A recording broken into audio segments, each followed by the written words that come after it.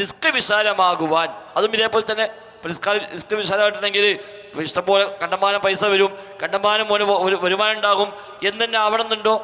ഇല്ല, ആകണമെന്നില്ല. വരുമാനം കുറഞ്ഞാലും കൂടിയാലും ഒക്കെ അവന് ഉപജീവനത്തിന് ബുദ്ധിമുട്ടില്ല. അതാണ് വേണ്ടത്. അവൻ്റെ റിസ്കിൽ ഒരു ബുദ്ധിമുട്ടില്ല. കണ്ടമാനം പൈസ ഒന്നും ഒരുപാട് സമ്പാദ്യമൊന്നുമില്ല, പക്ഷേ വളരെ മാന്യമായി ജീവിച്ചു പോകുന്നുണ്ട്. കഷ്ടപ്പാടും ബുദ്ധിമുട്ടൊന്നും വല്ലാതില്ല. അതൊരു റിസ്കിലെ വിശാലത തന്നെയാണ്. മറ്റൊരു ഇഷ്ടംപോലെ സമ്പത്തുണ്ട്, എന്നാലും ഓനെ സംബന്ധിച്ച് ഒരുപാട് കടം അപ്പുറത്തുണ്ട്. കോടികൾ ആസ്തിയുള്ളവന് കോടികൾ ലോൺ എടുക്കും. അതുണ്ടാല് അവന് കോടികൾ ആസ്തിയുണ്ട്, അതിനേക്കാളും വലിയ കോടി അവന് കടണ്ടാവും ചെയ്യും. എന്നാലും അതിനിങ്ങനെ ബേജാറായി ടെൻഷൻ അടിച്ച് നടക്കേക്കുണ്ടാവുക. മറ്റേതല്ല. അപ്പം ഏതായിരുന്നാലും ഇത് രണ്ടും ഒരാൾ ആഗ്രഹിക്കുന്നുവെങ്കിൽ ഫൽ യസിൽ റഹിമഹു, ഫൽ യസിൽ അവൻ ചേർക്കട്ടെ റഹിമഹു, അവൻ്റെ കുടുംബബന്ധത്തെ ചേർക്കട്ടെ. അപ്പം കുടുംബബന്ധം ചേർക്കുക എന്നുള്ളത് ഒരുപാട് ഖൈറുകൾക്കുള്ള, ഒരുപാട് ബറക്കത്തുകൾക്കുള്ള ഒരു നിമിത്തമായി നിശ്ചയിക്കപ്പെട്ടിരിക്കുന്നു എന്നർത്ഥം. കുടുംബബന്ധം ചേർക്കൽ അള്ളാഹുമായി ബന്ധപ്പെട്ടാണ് ഈ കുടുംബത്തിൻ്റെ ഈ വാക്ക്. ഇവിടെ റഹീം വാക്ക്, റഹീം കുടുംബത്തിന് റഹീം, റഹാം. അള്ളാഹു റഹ്മാനാണ്, അള്ളാഹ് റഹ്മത്ത്. റഹ്മത്ത് എന്ന അള്ളാഹിൻ്റെ വിശേഷണം, റഹ്മാൻ റഹീം എന്ന അള്ളാഹുവിൻ്റെ പേര്, അതുമായി ബന്ധമുള്ള പദമാണ് കുടുംബബന്ധത്തിൽ അള്ളാഹു നിശ്ചയിച്ചത് റഹീം എന്ന പദം. അപ്പം അത്രയേറെ അതിന് മഹത്വമുണ്ട് എന്നർത്ഥം. അള്ളാഹു തആല സൃഷ്ടിപ്പ് പൂർത്തിയാക്കിയപ്പോൾ, എല്ലാ സൃഷ്ടികളെയും അള്ളാഹു സൃഷ്ടിച്ചു കഴിഞ്ഞപ്പോൾ കുടുംബബന്ധം എഴുന്നേറ്റ് നിന്നു എന്ന് ഹദീസിൽ കാണാം.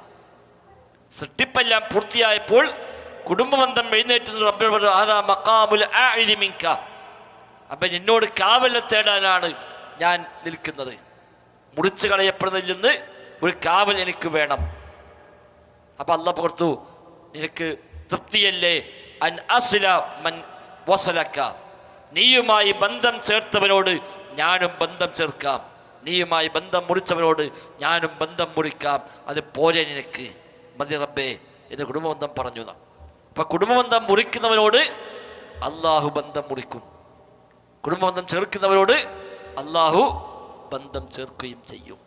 കുടുംബബന്ധം ചേർക്കുക എന്നുള്ളത് ചെറിയ കാര്യമല്ല, അത് വലിയ ഗൗരവമായി തന്നെ നമ്മൾ കാണേണ്ടത്. ചെറിയ സംഗതികൾക്ക് വേണ്ടി പോലും പല ബന്ധങ്ങളും മുറിച്ചു കളയാറുണ്ട് മനുഷ്യന്മാർ. നിസ്സാരമായ കാര്യങ്ങൾ, ഓരോ വരിയുടെ വാപ്പരിച്ചപ്പോൾ നമ്മളെ അറിയിച്ചില്ല, അതിൻ്റെ പേരിൽ പിന്നെ വയ്ക്കില്ല.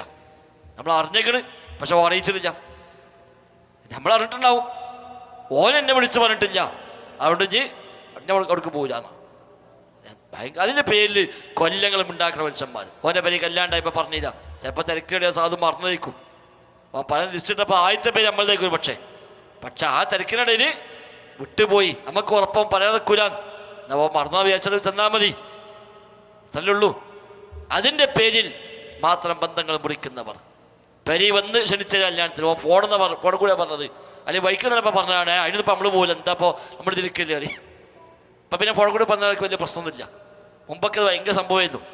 വഴിയിൽ കണ്ട് കല്യാണം പറഞ്ഞാൽ ആരും പോകില്ല, എന്താ വൈക്കുന്നത്, നമുക്ക് വരും കൂടി ഒന്നുമില്ല, ആട് വെറ്റിയാൽ. അതൊക്കെ കിബറിൻ്റെ ഒരു ഭാഗമാണ്. അതൊക്കെ ആയിക്കോട്ടെ, പക്ഷെ അതിൻ്റെ പേരിൽ കുടുംബബന്ധങ്ങൾ മുറിച്ചു കളയാൻ പാടില്ല. നിസ്സാരമായ കാര്യങ്ങൾക്ക് വേണ്ടി ബന്ധങ്ങളെ മുറിക്കും. കുടുംബബന്ധം വലിയ പ്രാധാന്യമാണ്. വത്തഖുല്ലാഹല്ലദീ തസാഅലൂന ബിഹി വൽ അർഹാം, പടച്ച റബ്ബിനെ സൂക്ഷിക്കണേ, വൽ അർഹാം, കുടുംബബന്ധങ്ങളെയും സൂക്ഷിക്കണേ. സൂറത്തുൽ നിസായിലെ 1-ാമത്തെ ആയത്ത്.